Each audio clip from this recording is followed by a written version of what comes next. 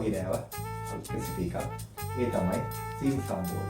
ඔයගොල්ලෝ දන්නවා සීනි සම්බෝල ගොඩක් අපේ අවශ්‍යතාවයන් සිදු වෙනවා සීනි සම්බෝලත් එක්ක. ඉතින් මේ සීනි සම්බෝලේ මම අද කොහොමද ඔයාලට මගේ විදිහට කියලා දෙන්නේ කියලා. සීනි සම්බෝල හදන වර්ග විදි දෙකක් තියෙන. එකක් තියෙනවා වේලිලා හදන එකක් කියන්නේ දුම් බැඳලා හදන එකක්. නැත්තම් ලේසියෙන් හදා ගන්න පුළුවන්. දැන් මේ මම හදන විදිහට. ඒක මම අද කොහොමද කියලා ඔයාලට කියලා දෙන්න. දැන් බලමු මේකට අවශ්‍ය අමුද්‍රව්‍ය මොනවද කියලා. ඉතින් මුලින්ම තියෙන අපේ මේ ලුණු. අපි මේ විදිහට ලුණු කපලා හීනෙලි කපා ගන්න ඕනේ. ඉතින් ඒ විදිහට හදා ගන්න මතක තියාගන්න මේක මේ ගොඩක් වතුර ගතිය තියෙන්න එපා. මොකද අපිට අවශ්‍ය වෙනවා මේක හොඳට මේ බෙද ගන්න. ඒක තමයි. ඊට අපිට අවශ්‍ය වෙන එන්සල් කරාමිනෙක තියෙනවා. කහ කුඩු ටිකක් තියෙනවා. මිරිස් කුඩු තියෙනවා. මේක උඹල කඩ ඔයගලන්ට කැමති නම් දාන්න පුළුවන්. සම්පූර්ණ දාන්න පුළුවන්. මොකද වෙජිටේරියන් කියලා නම් ඉතින් මේ උඹල කඩ පාවිච්චි කරන්න බැහැ. නමුත් උඹල කඩ දැම්මම රසයි. ඊළඟට මෙතන තියෙනවා සියඹලා. සියඹලා මෙතන අරගෙන තියෙන්නේ මම මේ සීඩ්ලස් එක. ඒ කියන්නේ අට නැති සියඹලා මට හම්බුණා. ඒක මම උණු වතුරෙන් මේ දෙගෙන් ඇරලා පස්සේ මම දිය කරගෙන තියෙනවා. ඉතින් ඒක තමයි මේ තියෙන්නේ. සමහරලාට අපිට මුලින්ම මේක කෙලින්ම දාන්නත් පුළුවන් සියඹල මේ වගේ දිය නොකරත් දාන්න පුළුවන් ලුණු එකට. නමුත් මේ විදිහට මම හිතන්නේ ඔයගලන්ට පහසුවෙන් මම කියලා දෙන්න ඕන නිසා තමයි මම මේ විදිහට කලින්ම මේ දිය කරගත්තේ. ඊළඟ කුරුඳු පොතු තියෙනවා. රම්ප් කෑල්ලක් තියෙනවා. කෑලි මිරිස් තියෙනවා. ලුණු තියෙනවා. දැන් කරපිංච තියෙනවා. ඉතින් අපිට මෙතන තියෙනවා මේ සීනි. ඒක සීනි හඳි 4ක් තියෙනවා. Table spoon. ඉතින් අපි බලමු කොහොමද මේක හදන්නේ කියලා. ඉතින් මේ වගේ පොඩි මේ සාස් පාන් එක කියන්නේ මේ වගේ මේ පෑන් එකක් ගන්න පුළුවන්.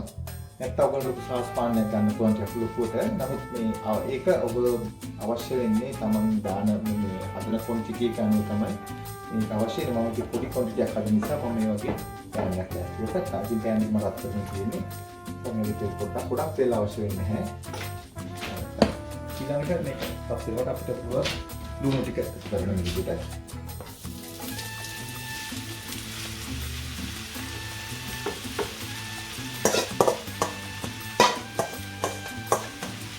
ඉස්සෙල්ලා පොඩ්ඩක් අපි මේක මේ තැම්බෙන්න ගන්නවා මේ විදිහට.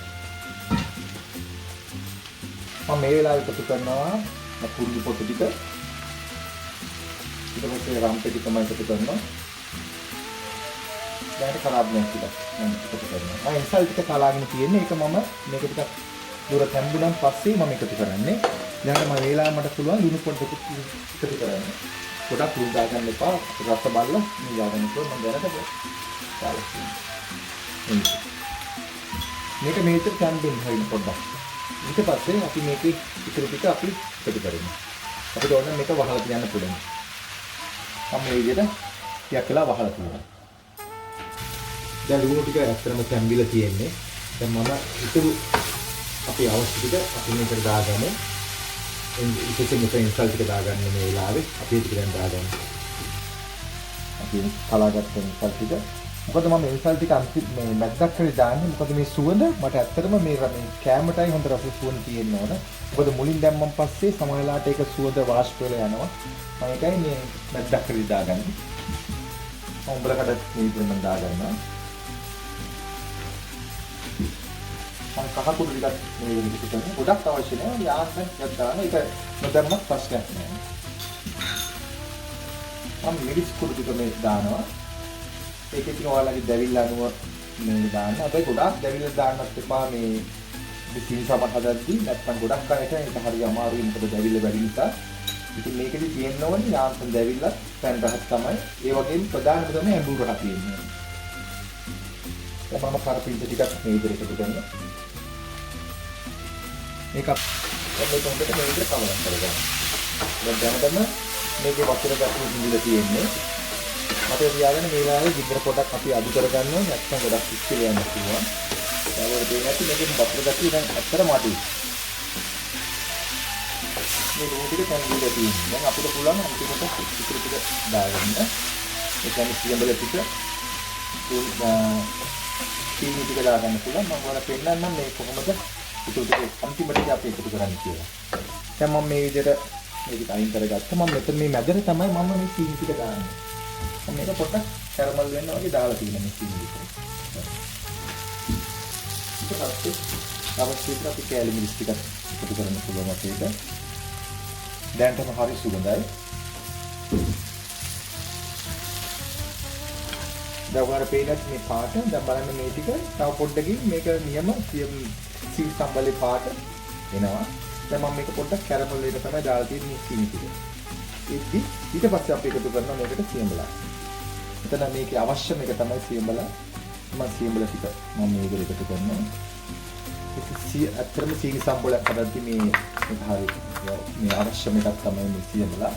ඉතින් ඒවත් අපි කියන සියඹලා නැති කෙනෙකුට අපිට සමහර වෙලාවට අපිට එකතු කරගන්න පුළුවන් මුකුත්ම නැත්තම් ටොමැටෝ පේස්ට් එකක් හෝ ටොමැටෝ සෝස් එකක් පාවිච්චි කරන්න පුළුවන්. නමුත් මේක අනිවාර්යයෙන්ම වැදගත් වෙනවා මෙතනදී.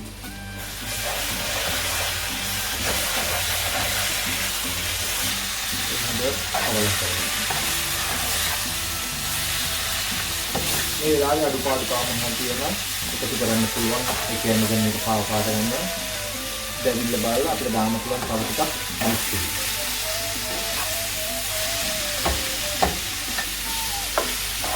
මේක වහලා තියලා යන්න එපා. දැන් මට නැත්තම් මේක අඩි අල්ලන්න පුළුවන්. ඒක නිසා පොඩ්ඩක් අවලං කරගෙන තමයි යම් පොඩ්ඩක් ගින්දර මීඩියම් හීට් එකේ තමයි කියන්නේ. මේක ගින්දර තියාගෙන පොඩ්ඩක් අඩු කරන්න එපා.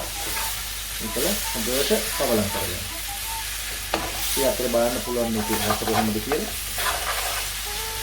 මට තියාගන්න මේ හත්තිය නම් අල්ලන්න දෙන්න එපා. ගින්දර වැඩි නම් ගින්දර අඩු කරගන්න. දැන් මේක හොඳටම කුක් කරලා තියෙන්නේ. හොඳට වේිලා ගතිය තෙල් අඩුයි. ඒක පුළුවන් මේක දැන් ප්ලේට් එක දාලා පෙන්නන්නම කොහොමද ඒකේ පිනුම් කියලා.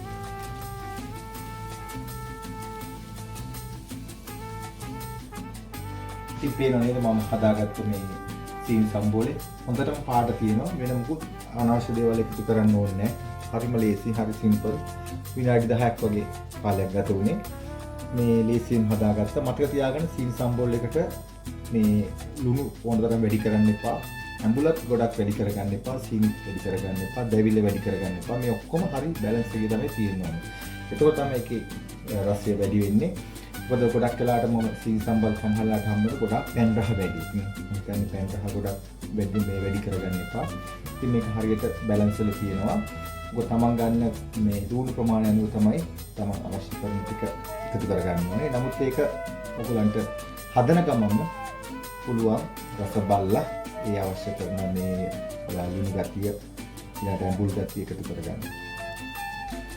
අද මම හදුවේ සීනි සම්බෝලේ ඔයගොල්ලෝ බලාගෙන ඉති කොහොමද හදන්නේ කියලා. ඉතින් ඔයගොල්ලෝ හදන්න හරිම ලේසි. ඉතින් මේ ගොඩක් වෙලාවට ඒක හදනකොට ඒ අවශ්‍ය ඉන්ග්‍රීඩියන්ට් ටික හරි පිළිවෙලට දාගන්න. වැඩි වෙලා ගත කරන්නේ නැහැ. මේ මම හිතනවා ඉතින් ඔයගොල්ලෝ අද යමක් ඉගෙන ගන්න ඇති කියලා. ඉතින් ඒ වගේම ඔයගොල්ලෝ අහලා තියෙනවා සමහර අය මගේ වීඩියෝ බලද්දී එක සජෙස්ට් කරලා තියෙනවා මේ දේවල් කරන්න කියලා. විශේෂයෙන් මේ මම පහුගිය කාලේ කරපු වීඩියෝම තමයි. නමුත් ඒක බලා ගන්න පුළුවන් ඔයගොල්ලෝ මේ දැන් මේ බලන මේ වීඩියෝ එක ඔයගොල්ලෝ ප්‍රථම වතාවට බලනවා නම් ඔයගොල්ලන්ට පුළුවන් travel with chef මගේ YouTube channel එකට ගිහිල්ලා ඒකේ තියෙන playlist එක. ඒ playlist එකේ තියෙනවා මම මේ දෙකල් කරපු වීඩියෝ. ඉතින් ඒක බලලා ඔයගොල්ලන්ට දැනගන්න පුළුවන් මම කරපු වීඩියෝස් ටික. ඒ වගේම මේ අද දවසේ වීඩියෝ එකක් මම කරන හොඳට ඔයගොල්ලෝ සතුටු වෙන්නේ නැති. ඉතින් නැවතත් මේ වගේම වීඩියෝ එකකින් හම්බ වෙනතුරු ඔබට සුබ දවසක්. ආයිබෝවන්.